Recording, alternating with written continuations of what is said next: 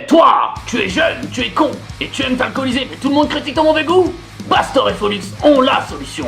Apprends à mater, renifler et picoler le vin comme un dieu. Fini les moments gênants dans un dîner entre potes. Fini de rôder dans les rayons avec ta pète de gland. Bicéphalus t'apprendra à faire semblant de t'y connaître. Une chaîne d'onologie faite pour des incultes, par des incultes. On piche que dalle, mais c'est pas grave, on s'en fout. Bienvenue dans Bicéphalus versus Bacchus. Bon alors aujourd'hui les gens, on va comparer et on va goûter deux vins rouges. Tout d'abord, nous avons un Bordeaux supérieur de 2012, un château d'Amaz, un terroir à 5 km de Pomerol. C'est un vin à dominance de cépage Merlot, donc fruité et facile à boire jeune. Ensuite, nous avons un Côtes-du-Rhône 2015, du château Maligé. C'est un vin à dominance de cépage Grenache. Il s'agit du cépage noir le plus planté au monde. Bon, c'est parti pour le premier test. Commence par le Bordeaux. Putain, c'est le moment important, faut pas se louper. Bien jusqu'au bout. Bien jusqu'au bout. 2 secondes. Oh, Do it! Just do it! Don't let your dreams be dreams. Il était beau. moi je vais servir le château Maligé. Et moi, le Bordeaux supérieur. Il faut pas remplir à plus du tiers. Oh, ce bruit. Petit tourné comme ça, tac. On va Ok. faire tomber la gouttelette. Attention. Parce que lui, moi je suis un néophyte, lui il est débutant. J'ai un peu beaucoup rempli même.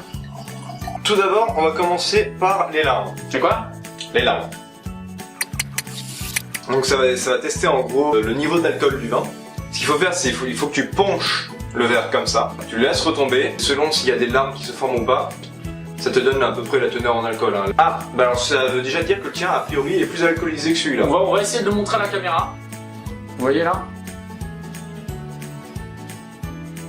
Regarde. Toi, non mais là, il pleure de tout son sou, on dit. Ah oui.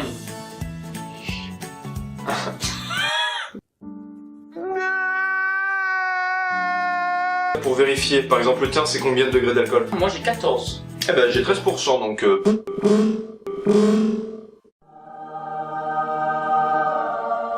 Après, ce qu'il faut regarder, c'est la couleur du vin. Donc la robe. Toi elle est rubis je trouve. Bah, il y a deux choses. Il y a la nuance et l'intensité de la couleur.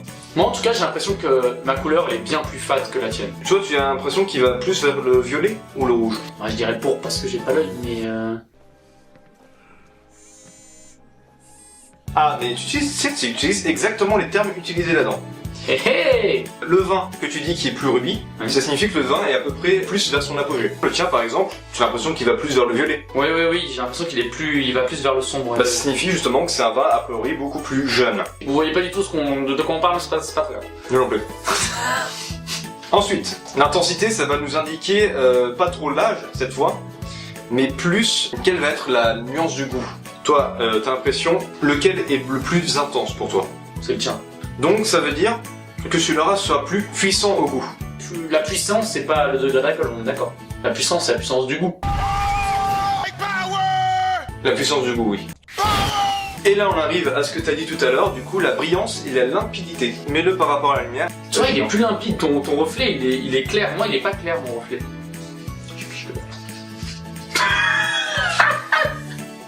Si un truc est vraiment très limpide, il peut apparemment faire partie d'une maladie microbienne, mais ça va rien changer quoi. Ouais, c'est ce qu'il y a marqué. Faire partie d'une. Maladie microbienne. Mais c'est dangereux ou c'est ça une maladie pour le... Hein? Mais je crois que... J'ai soif. Ah ben on va pouvoir passer aux arômes du vin. Le jingle. Le pif. Te concentre pas trop mon petit Folux. Donc là, il va falloir faire en 3 étapes. D'abord, ressentir une première fois, ça va être le premier arôme. Ensuite, on va aérer le vin en le tournant. Et ensuite, on renifle pour le deuxième nez du vin. On va deviner. Ça fait pas un peu Illuminati? C'est un peu-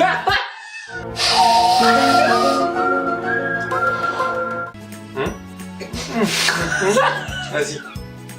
Vas-y, Oh il a un putain de goût. il est assez fade pour l'instant.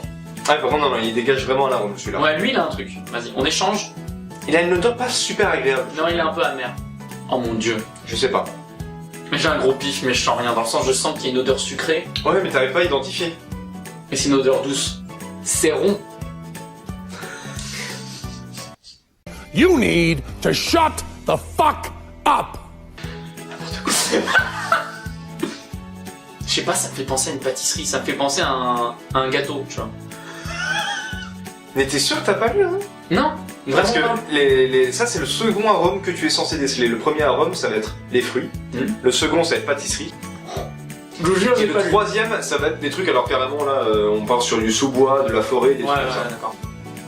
Bon, bah maintenant, on va aérer pour voir ça. Ah, je pense qu'il y a de la cerise. Vas-y. Il n'y a pas du tout de cerise. Ouais. C'est donc ça d'être un aristocrate. Monsieur Folux, Oui, monsieur Baston. arrêtez ce petit jeu. Mais ça dégage vraiment des arômes. Lui, il a un truc de fruits. Là, je sens un peu plus ce que tu disais sur la pâtisserie. Et je sens une cerise. Je sais pas pourquoi, ça me... Bah, vas-y. Alors, Il a un truc de pâte. je sais pas si... C'est entre cerise et groseille pour moi. Un groseille, après en même temps, la groseille... D'année à l'autre, ça peut totalement changer, avant. Mais j'ai l'impression de sentir aussi une nuance de... C'est d'humus, un peu.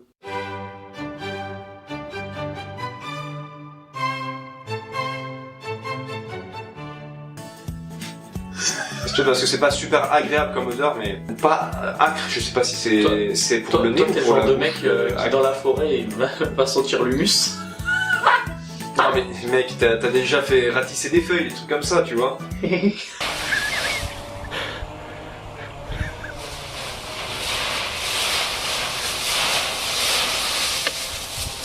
Il me saoule. Pourquoi j'ai décidé de faire cette chaîne avec lui? Bon, je veux savoir ce que c'est. Mais les arômes, ça serait plus fruits rouges et café grillé. Oula. Je sens pas le café. Je sens pas du tout le C'est café. des arômes de fruits rouges, ils disent, et noirs, fruits rouges et noirs, d'épices, de fleurs rouges, de réglisse et de cardamome. C'est absolument pas ce que c'est. Ah. Ah bah tiens, la robe rubis de belle intensité, ça tu l'avais bien remarqué. Un point pour moi. I award Gryffindor House 60 points. Bon, j'ai essayé un petit peu avec le château Maligé. Il parle de fruits généreux avec des épices.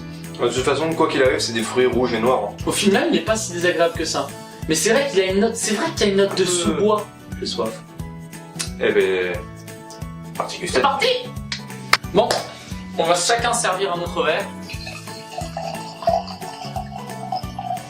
Alors, attends. Bon, Folux, c'est le moment. Alors là, tu connais la technique ou pas le cul de poule. Tu mets ta bouche en cul de poule et tu aspires. Tu aspires et c'est censé dégager les arômes. Donc on va pas cracher. non. On gâche pas. C'est parti. Est-ce qu'on commence par le cul de poule? Lâche ton bouquin, place à la pratique. C'est un cul? Bah oui. De vraiment? Mais non.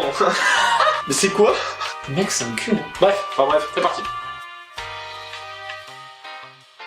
Le château d'Amas. Première fois sans faire le cul de poule. Là, je retrouve le café grillé par contre. En fin de bouche, oui. Quelle amertume, c'est ça. Moi, ça me plaît beaucoup comme ça. J'aime beaucoup, mais contrairement à l'odeur, je m'attendais à bien plus de sucre que ça. On les sort en cul de poule? Vous naissez en cul de poule, vous attendiez tous ça. Vas-y, montre-moi. Oh putain, ça s'entraîne seul dans sa chambre, ça. Ça adoucit. Ça enlève un peu l'amertume. Je le trouve très acide. Je sais que bon, vous allez me dire le vin est acide, etc. Mais je le trouve pour un vin qu'il est quand même acide. Mais c'est vrai, sans mauvaise foi, qu'on retrouve, en tout cas à la bouche, on retrouve le goût du café. L'amertume se note souvent donc en fin de bouche, ça c'est ce qu'on a senti un peu avec le café gris, bah, c'est l'amertume. Il est pas trop sucré et c'est un peu normal pour un vin rouge, hein. C'est plus les vins blancs qui sont censés être sucrés. À l'odeur, je m'attendais à plus de sucre. Je m'attendais pas à ce que ça soit sucré, je m'attendais à un peu plus de sucre.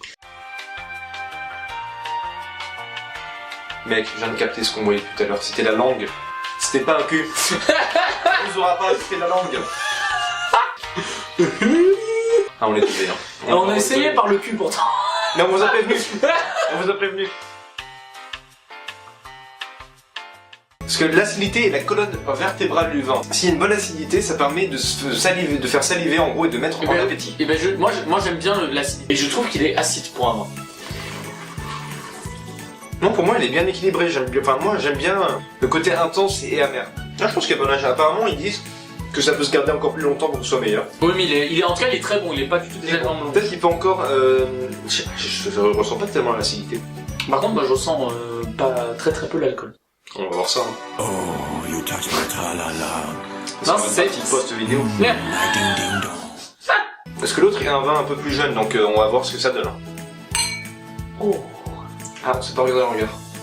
On s'est pas regardé dans le regard. Ouais. Nickel. Ouais, ta gueule. Ouais, ta gueule, ouais. Je vous fais pas mal, monsieur Froton? Non, ta gueule! Celui-là est moins agréable. Hein. Il a beaucoup moins de puissance en tout cas. Ah, il s'atténue très très vite. On a presque plus rien en bouche après. Je sais pas toi, mais quand tu bois, t'as encore l'odeur en bouche. Je sais que c'est très lié, mais genre l'odeur presque me dérange quand je bois. C'est bizarre. Bah attends, on laissait. En aérant, et là ça va dégager normalement vraiment les On va arômes. essayer de dégager les aromes parce que c'est vrai que je sens une sorte un côté un peu acre. On l'a un peu plus en bouche. Ouais, par contre, Mais ça reste fidèle, enfin. ouais, ça reste fidèle à l'odeur, À ça l'odeur. va pas plus loin. Là, par contre, l'alcool, on le sent plus.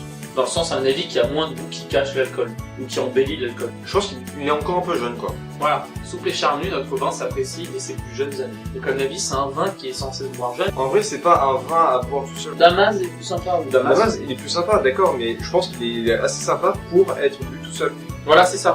Eh bien, en conclusion, c'est largement le château Damas qu'on préfère, a priori. Oui, c'est certain, il a vraiment meilleur goût, il a une meilleure odeur, et en tout cas, il peut se boire seul, que personnellement, je trouve que le château Maliget, c'est vrai qu'il faut qu'on l'accompagne. Ouais, on pense avec un saucisson ou un truc un petit peu qui vienne relever, ça peut être beaucoup plus intéressant en tout cas. Le château Maliget n'est pas mauvais en soi, il est juste un peu plus acre, et il doit s'accompagner de quelque chose pour être apprécié. Donc voilà. Enfin voilà, du coup.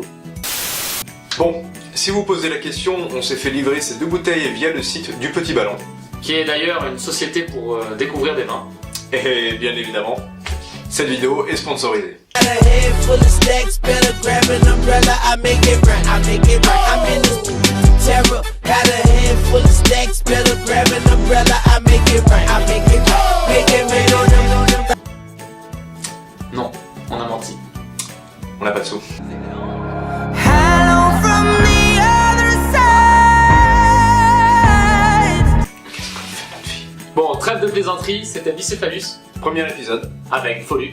et basta. N'hésitez pas surtout à vous abonner si vous avez aimé la vidéo Mettre un pouce bleu. et à la partager, il y en a d'autres qui arrivent, c'est important. Au revoir.